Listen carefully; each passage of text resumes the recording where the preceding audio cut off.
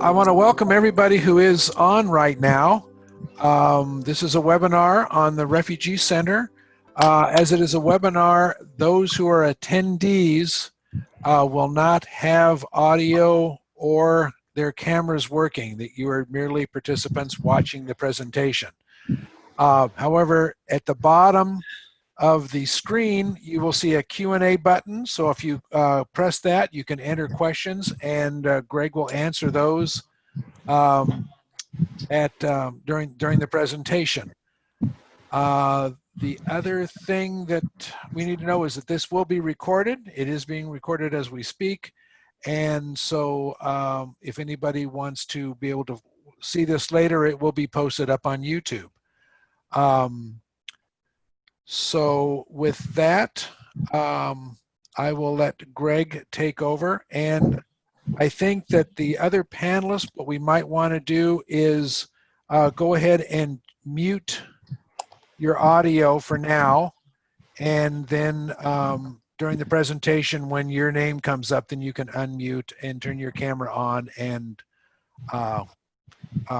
comment on the presentation that you need to do. So without further ado, go ahead, Greg. Okay, we're going to put up the slide presentation, or do you want me to? I'll begin with my written comments and introductions. The Refugee Resettlement Office for the Episcopal Church has welcomed refugees since 1978. As many probably know, the office staff, volunteers, and participating churches have seen many waves of asylum seekers from various parts of the world. When I started working with refugees in 1978 for the International Rescue Committee, all the sponsoring organizations in Western Washington, including the Diocese, were helping Cambodians, Vietnamese, and Laotians, who were a second wave in the diaspora from Southeast Asia after the fall of Saigon in 1975. At the time I began working for the Diocese of Olympia in 1985, a majority of our arrivals were Eastern Europeans fleeing the former Soviet Union and East Africans from Somalia, Ethiopia, Uganda, and Sudan, who were fleeing war and poverty, with a few having claims to persecution as defined in the Refugee Act of 1980. By the early 90s, the picture had changed to a majority being Ukrainian arrivals, followed years later by Liberians, and then Burmese, then Bhutanese, followed by Iraqis, then Congolese.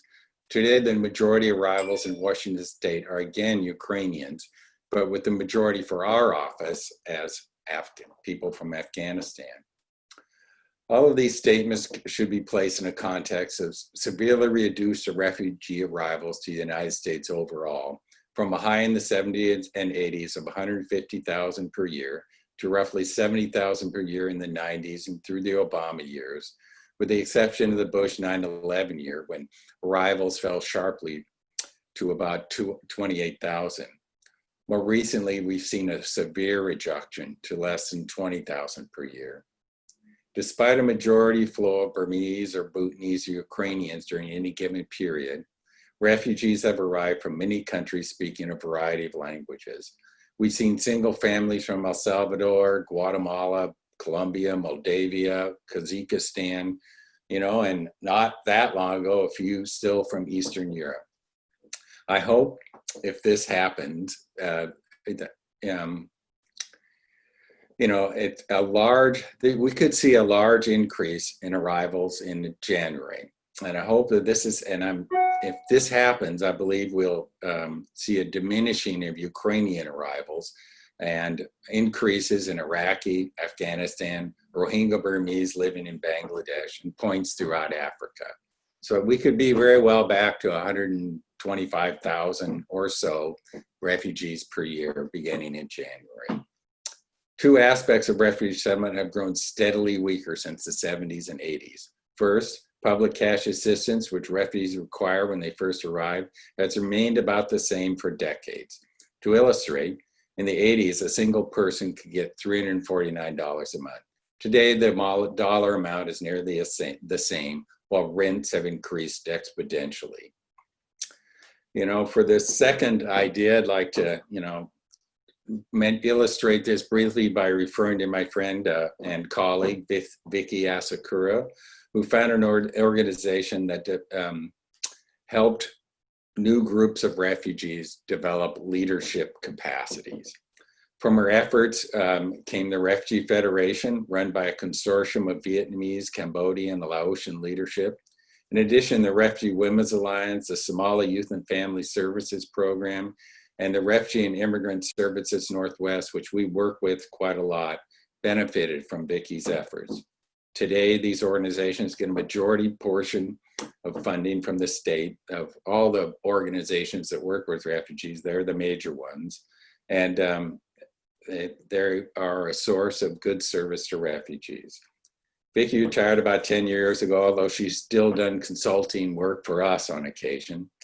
Nobody has truly replaced her development of refugee leadership. If refugees could begin to arrive in large numbers again, there will be great leaders among them with little understanding of establishing or administering an organization doing social service based in the US. Much time and energy has been spent on refugee housing problems and rents, with significant progress and still more progress to be made for sure, and some difficult times. But much less time has been spent developing leadership in newly arrived refugee groups. And if we see large numbers of arrivals, it could be definitely an opportunity for us to explore in 2021. So maybe I'll do a little less reading and we'll move on to the slide presentation, Karen. So you can go to the next slide there. And the next. So this is a little bit of contemporary things. You know, between October and June, these are the arrivals for the refugee resettlement agencies working in Washington. You can see that it's a breakout of SI special immigrant visa cases, which is people from Afghanistan, and others, which is mostly Ukrainian, but still other people. Jewish Family Services got a lot of numbers. World Relief is always been high. IRC did well. We did fewer by far than others, but we kind of did that a bit on purpose, resisted pressure to have lots of refugees come here because we just have a theory or that we want to do quality work with the people we resettle given the high rents and concerns that one would have about, you know, people approaching homelessness. Okay, go to the next slide. But, you know, since April, you know, well into, you know, really back in February, the administration was seeking to reduce refugee arrivals to zero. And they succeeded by April for the most part. You can see that for the last, well, really up until the present, we've had 0 arrivals, and LIRS had 3 people and IRC had 2. Since July, just recently, July 31st, however, we've heard the program is going to be back and running. We're hoping only, we think we'll see a few arrivals each month, maybe 8 to 10 or so, maybe more, we'll see. Next slide. These are, you can see, even in, you know, this is for the last year or so. Refugees still come from lots of places, although Afghanistan is predominant. And Ukraine is right up there. There's certainly other places that have brought refugees to Washington State. Next slide. This is the breakout of people. Snohomish County is big, you know, King County, Pierce County get 73% of people. Clark County, 7%.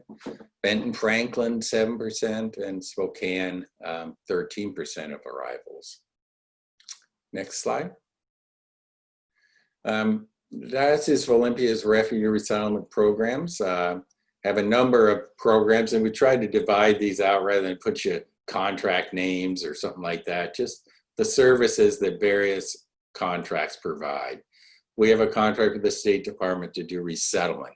That's just a 3-month program to help people during the just initial part of their arrival. We give people a, you know, literally a fire hose of information. I think it's pretty hard to absorb.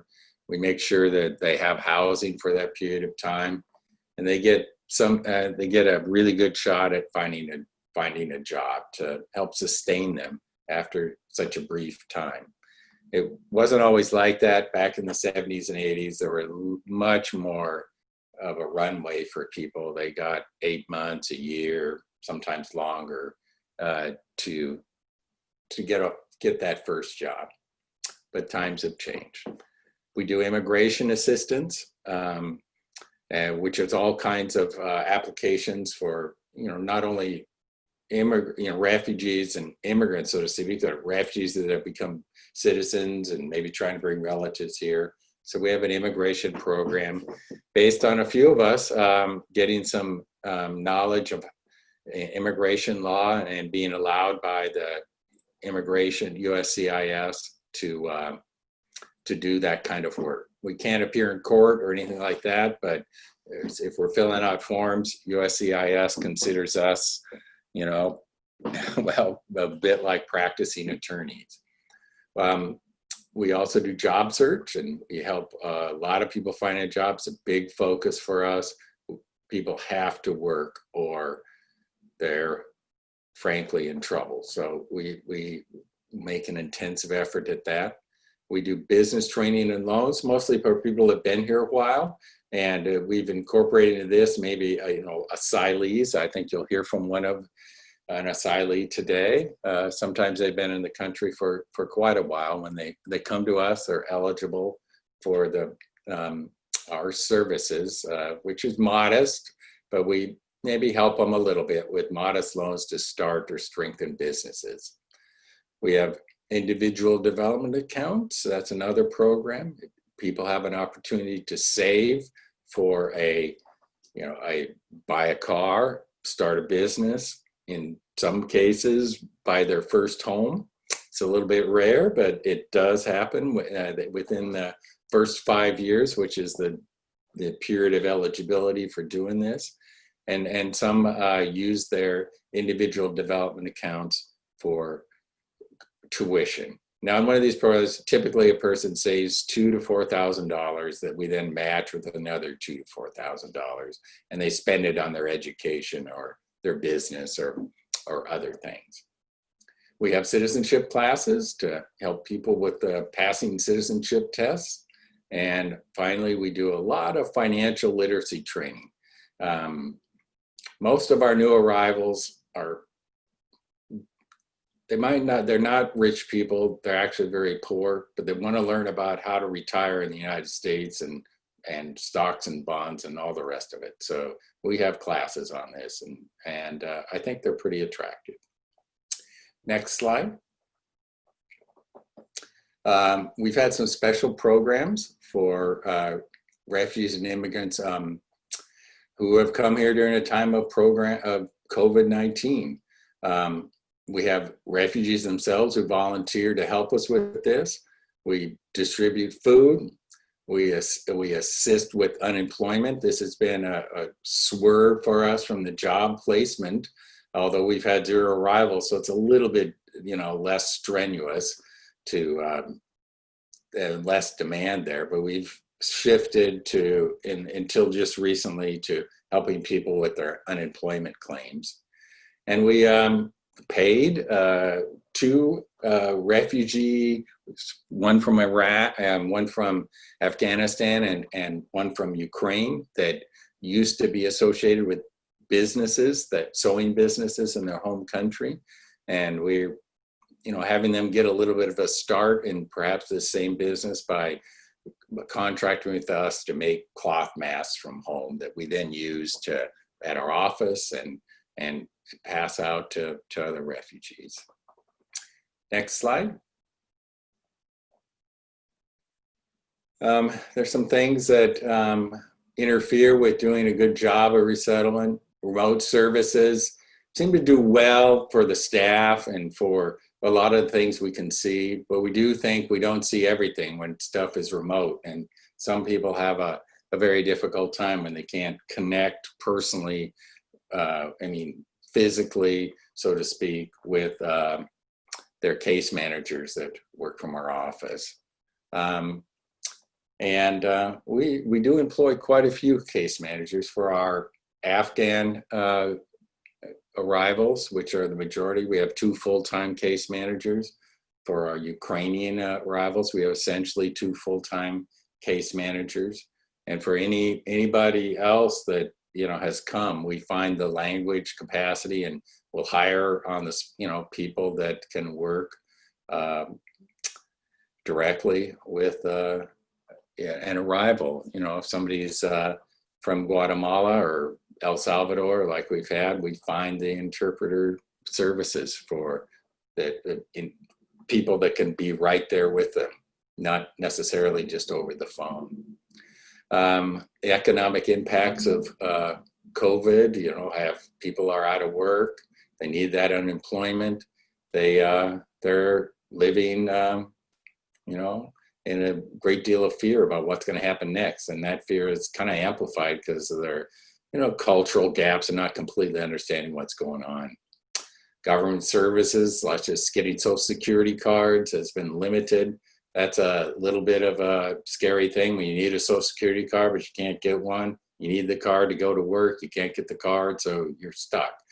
We've had that happen to us, but not with people that absolutely had to have a job. There's a lot of misinformation campaigns out there trying to get people to, sign up for all kinds of scam things. And that seems to be amplified during this emergency. And then the immigration ban on family members coming to join is not always helpful. Next slide, Carrie. I'm going to read this about Habibo. She's one of our guests today. And then I'll let her elaborate and tell us a bit of her story in her own words. So Habibo, fled Somalia when 5 years old with her young sister, leaving behind a mother and other siblings. She went to neighboring Kenya. In Kenya, her uncle took care of her. She started grade school in Kenya through high school. When she graduated in high school in Nairobi, she volunteered to work with the United Nations, then moved to Seattle through the Refugee Resettlement program. In Seattle, she was sponsored by us and became part of our services. We helped her find a home, and she assisted a lot of people. I can add there that she really helped some single women that arrived that we were at our wits' end as to how to find them adequate housing, and she took them in as roommates. She's worked with us for a few months and found her way to college, and we helped her minimally with recommendation letters, but she's graduated from the University of Washington in nursing, and she's now a registered nurse and has a shift that she's probably I think she's rearranged her schedule to be with us today. If we can get Habibo on, Carrie, to say a few things. If not, we'll move on. Hi, can I? Hey, Habibo, can we hear you? Yes, I can hear you. Can you guys hear me? Yes. Mm-hmm. What can you say about your experiences coming to the United States and living here? Well, it was very pleasant. When I first came to United States, I was sponsored by Refugee Resettlement Office, and I had a very, very good experience with them. Refugee Resettlement Office have always believed in me. They have helped me in any way that they can. They have helped me with the college application. I always go to them when I have a question about anything, and they have always I'm just part of Refugee Resettlement Office, because when I came here to Seattle, I didn't have any family, but RRO has always been like a home for me. I can go to anyone with anything, and they assisted me. So I'm really grateful for everything that RRO has done for me, throughout my journey. And also, being a student and alone in this country, it wasn't easy, but with you guys' help, I think I succeeded, and thanks to you. So where do you work now? I work with a Swedish hospital. Right, and you're a registered nurse there? I'm a registered nurse, yes. Congratulations, you're on the front line of this pandemic. Thank you so much. Sure. So I hope some people have questions for you. Maybe we can go to the next slide, Karen. Irene Giroud is one of our stellar business borrowers who's from Kenya and is an asylee from Kenya. And she's very successful. And she told me she was quite a talker. So I'm going to have her say some things about, you know, her experiences in the US and how she got here and whatever she wants to talk about. Irene? So yeah, my name, like Greg said, is Irene Giroud. Yeah. I can talk, and I got in trouble for talking. So I came here the year 2007 from Africa, Kenya. And my coming here was running away from a group called Mungeke. Mungeke is a Kikuyu word. I belong to the Kikuyu community. Kenya is a mixture of different tribes. So I'm one of the tribes, Kikuyu. And Mungeke is a group formed by young Kikuyu men, meaning Mungeke means multitude. And it means it's a real big group. It's such a big multitude of young men that come together to fight the Western ways. How they put it is that the Western ways are what we call the trappings of the colonialism. Because before colonialism, Kenya had the cultural ways. People never used to go back to school, dressing were different, everything was different. With the colonialism or the modern ways, everything changed. Girls are going to school, girls are dressing in short, revealing dresses, which is not the Kenyan traditional ways.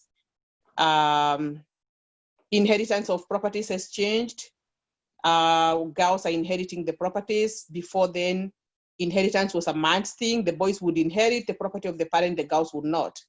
So how I got in trouble with the Mungeke is I was a teacher back at home, a preschool teacher.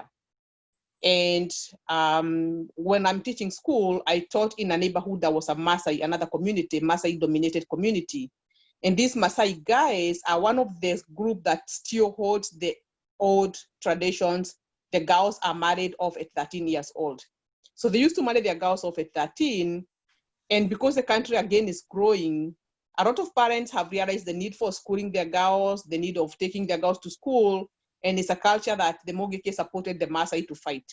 So the girls would come to school and would talk to them and would connect the mothers, because the mothers really didn't want the girls marrying off at 13, because they married them off at 13 to an older guy that has the wealth in terms of cattle to buy the girl, buy in quotes, like pay dowry.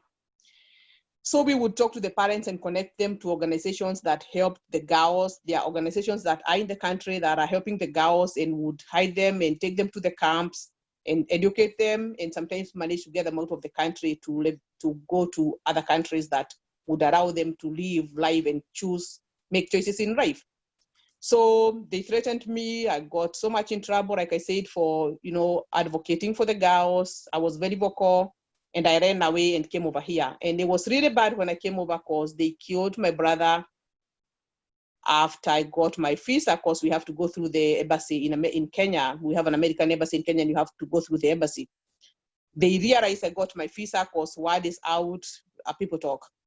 And they didn't get me, but they got my brother and butchered him really terribly. So I buried my brother on Friday, and I fled the country on Sunday, like 2 days after, and I came over here.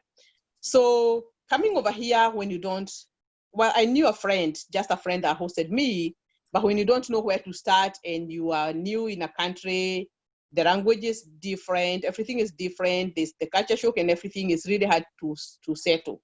But I struggled a little bit, and how I met Greg at the Refugee Resettlement office is when I was stuck. I needed to start. I came over here and did my CNA classes, and all they needed for the healthcare to be able to work in an adult family home or a little bit in the healthcare sector.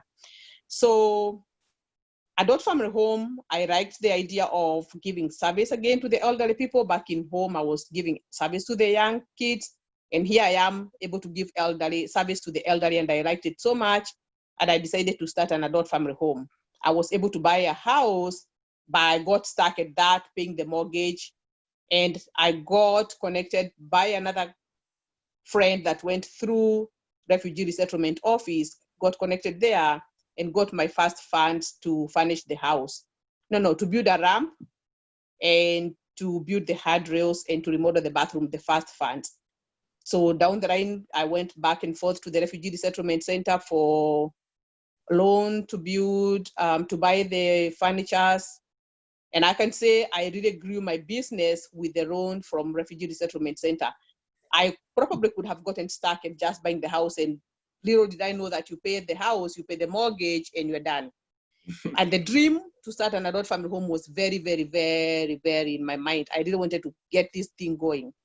So I have done very well. I've gone back to the Refugee Resettlement Center, gotten the loans, paid them back, gotten another one, paid them back, thrived up. And today we own 3 homes, and I have mentored so many.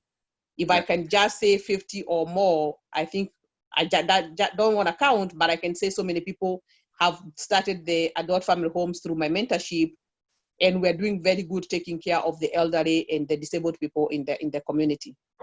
So yeah, that's what I do. That's who I am. Thank you very much, Irene.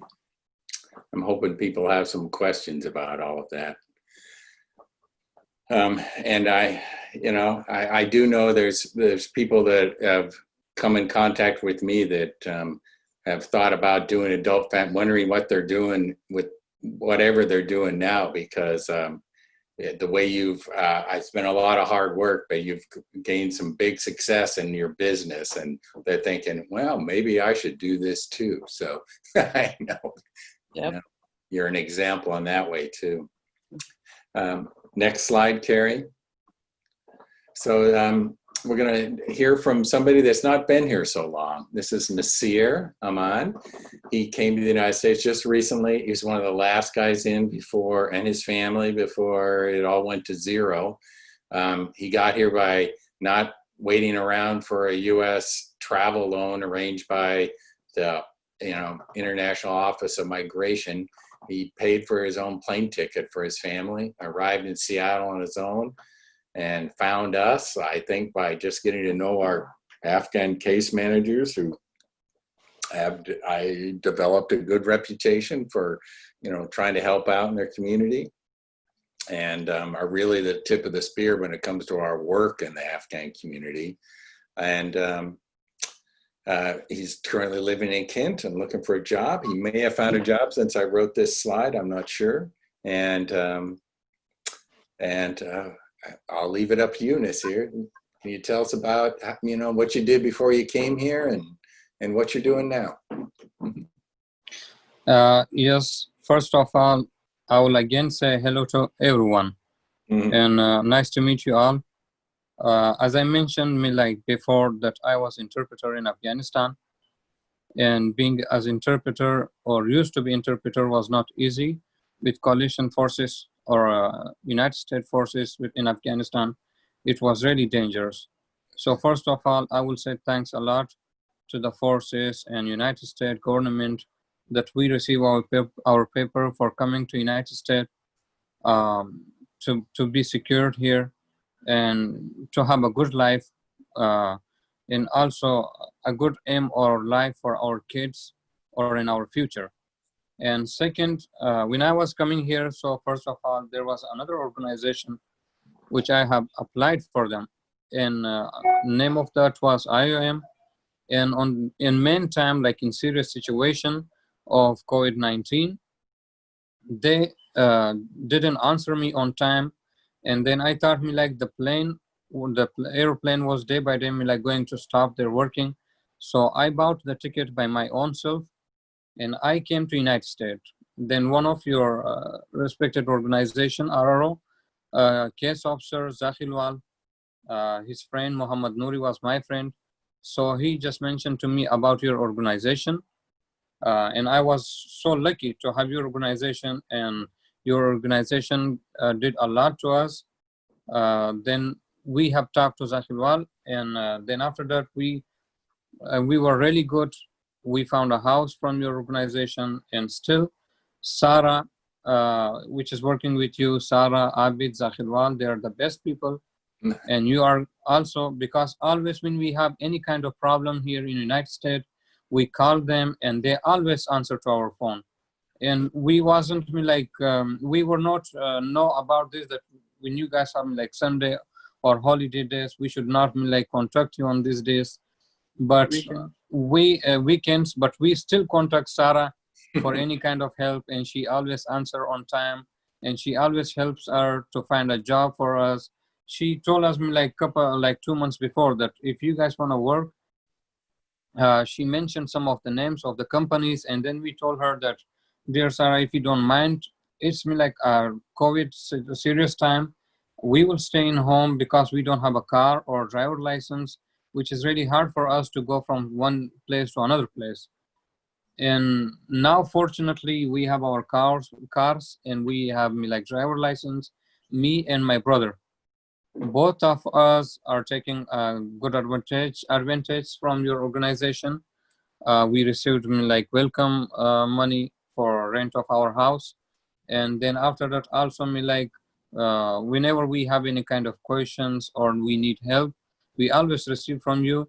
So like our parents always said, when in bad time people help you, so those people are not just people, they're angels. So yeah, your organization and your team, we always say wish you all the best to your team, the best people. Thank you, sir. Thank you, Nasir. Thank you. You're welcome, sir. Sure. So the next slide, Carrie. You know, this might be a little bit misnamed, but volunteer, or what you might want to call sponsorship opportunities, are available at the office. Really, if anybody wanted to help out and they got an idea, they could call up and you know, come and help us with whatever they got in mind usually. But these are some ideas, you know, helping with set up apartment, maybe not while we're in this emergency, but you know, when we have our newest Afghan arrivals scheduled for a few weeks from now, somebody's going to have to set up an apartment. We'll try to do it with as much social distancing as we can, but you know, that's something that can be done. Rental assistance, you know, donated seasonal clothing. Kids need clothes, and that's expensive. It's probably best to do that once somebody's arrived and you can get the sizes right. Pick up and transportation from the airport, or pick up and transportation for all kinds of things. Accompany refugees for medical appointments. That can be helpful. English tutoring and conversation. We have English classes mostly on Zoom these days, but if our ESL instructor wants to work you in, they can do a Zoom breakout and you have a conversation with one of our students. Financial education classes, much the same. Anybody's got a financial education background, or you know, worked as a retirement advisor or something, wants to help out, that's that we'd be lucky to have you. You know, job development, even if you're a volunteer, I mean, job development is done on computers these days, and people write send off, 100 resumes before anything happens with them. And if they can get some help doing all that, that's good. Once again, transportation assistance, just helping people around the community, and a continuing friend of the family is all important. I think that's going to be our last slide. Carrie, maybe we got some questions or chat, or somebody's got something to ask. Well, I'm not. The phone line is open for questions for any of you. If you press the Q&A button on the bottom of your screen, and you can enter in a question for any of the panelists or for Greg. Hey guys, who's here? It would appear that you did such a fabulous job. Everybody did such a fabulous job that no one has any questions. Oh, gosh. Well, I don't see who's here, so you didn't give me that. So anyway. Oh, We have a question. Esther would like to know, what kind of networking among previous refugees do you provide? well, I think that for me, I'll give a brief answer. Maybe others can chime in too. Our networking, in the sense of getting to know the community more deeply, comes after the 3-month or 6-month really stressful and strenuous resettlement period. Nasir's doing very well and he's very upbeat, but I'm sure that coming here is got some anxiety connected to it also. Until you find a good job or a job at all, there's difficulties. But after that period, all of our programs, our ESL programs, our financial education programs, our saving to get a better life programs, our start a business programs, are all rely on networking in these various communities. And that's heavily reliant on the staff we have that are from these communities, that speak the language and know their way around. And that's although we do marketing in all kinds of ways through flyers and at one point just knocking on doors in apartment complexes to tell people about what we do. But the best avenue towards networking is through the people you hire to help in that regard. And no matter what group is coming in, it's good to have somebody from that group who can represent them. Got anything to add to that, Irene? I think I lost your voice for some time, so I didn't quite hear. Oh, okay. Yeah. Was I lost, Carrie? Could you hear me? Yes. Okay. Yes, I heard you. Okay. Well, here's to all panelists. What is currently the main challenge of resettling into American society? Well, I think that's not for me. Maybe somebody else can answer that. What's the main challenge of settling into the USA? Yeah. The biggest challenge is like you just come with a luggage to a country that all you have is in that luggage, to a country that you don't know. And like some of us where we come from, we didn't have things like, well, we lived in homes that we built from scratch. Say your mom has a house and you have a room there, or you have a property and you can build your little structure there. It doesn't have to be a very good home. It's a structure and you can live on that. You come here and it's different. You have to go through the screening. You have to go to an apartment. You have to have this deposit. You need work experience. You don't even know how to get experience. You just knew, you just came in. It's quite different. It's new. It's you get stuck for some time. And the biggest struggle for me was right from the airport for the accent. I absolutely could not understand anybody. So you're even trying to catch a taxi to go from one airport to the other airport. Nobody is understanding you. So we did struggle fast to get to, because people would say Kenya is an English-speaking nation. Kenya does not speak English. Kenya speaks Swahili. We learn English in school, but there's a difference between learning a language and speaking it. When you come here, you speak it. And when you come here, you're not speaking to Kenyans. Kenyans would understand me perfect. You are speaking to people who never had that accent. They don't even know where that accent is from. So it's quite a real big challenge to come here and try to settle. And to me, the fact that all I have is in one piece of a luggage, I brought in one piece of a luggage. That's all my life and everything. Already know the challenges are there, but looking at it differently, it's good. You can sleep at night knowing that nobody is coming after you. So that beats all the challenges and you move forward with the hope that, oh, I can sleep somewhere at night and just put a blanket over my head and just be there till morning. If somebody is coming to me, they're not targeting me. They're probably coming to me because they're also homeless or something. So that beats everything. And so the challenges just, the goodness just overrides the challenges. So, yeah. So you want to add anything, Habibo? All right. What was your biggest challenge?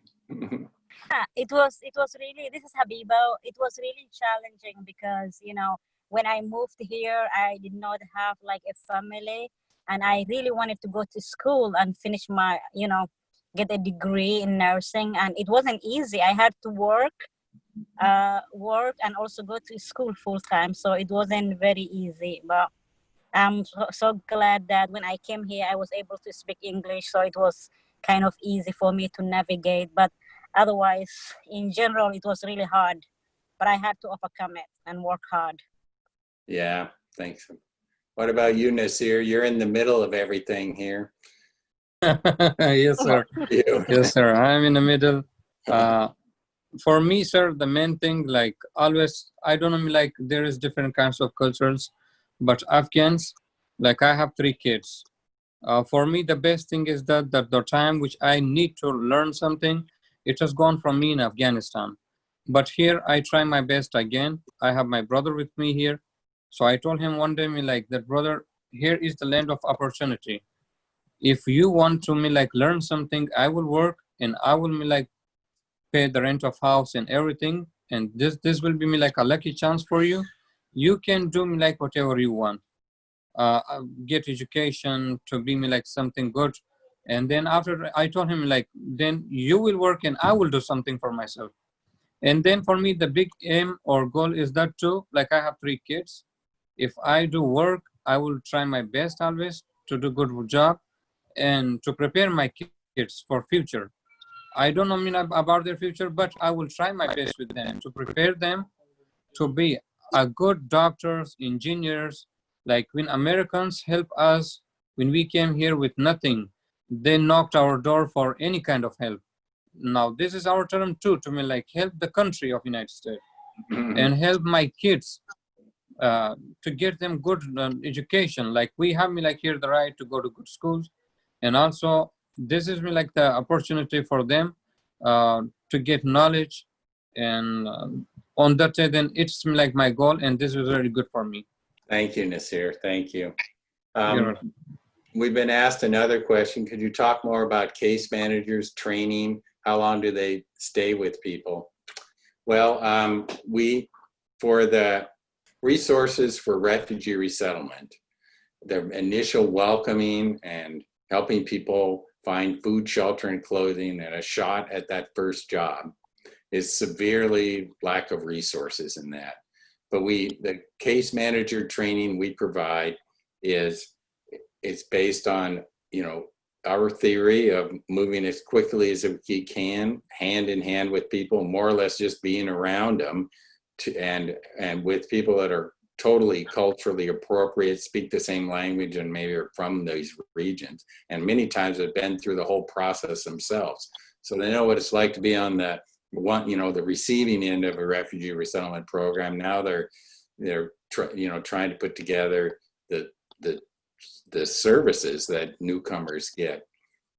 We do have as formal as we can training, and we for new case managers, and we have big thick books on just basically a compendium of our experiences. And what do you do to work with the welfare office? What do you do to get a social security card? What do you do to get a driver's license? What do you do to make sure medical appointments work out? You can call, HopeLink or other services and pick people up. A lot about the other other things in the community and people that, and organizations that can help us out. TRAC Associates, REWA, Immigrant Refugee Services Northwest, some places that can take over after 90 days or after 6 months to, help people find a job. These are all things that we've compiled through experience and we have in our files. That we do have opportunities for training on mental health and what it's perceived by Americans to be mental health problems that one might suffer if you're a refugee arriving in this new country. It's something that we take as refugees can, take it for what it is. people from other cultures I've found don't really structure problems or situations quite like we do. And it can be said that the people that are successful during the period that we're resettling them, at least that first period, are most likely still people that are pushing things to the side in order to deal with the problem at hand. I think that's a true thing. And some of some anxieties and so forth from long years of stress and problems are going to come out at later times, in which cases there's programs that we can refer people to. And that people come back to us after the first 90 days for sure. Hope that answers the question. I don't know, maybe I'm not zeroing in on it correctly, but it's depending on our, experienced people at the office training newcomers and offering as many classes that are offered that you can have outside of what we can do. Are there any other questions?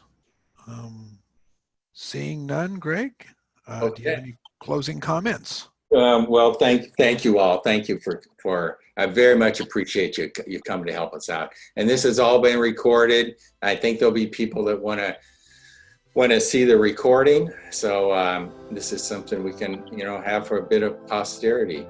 Thank you. Thank you so much for. You are welcome, sir. You are welcome. Yeah. Thank you so much. Thank you guys too for helping us. Yeah. Thank you. Bye-bye. I'll be back. Bye-bye. Have a great day. Bye.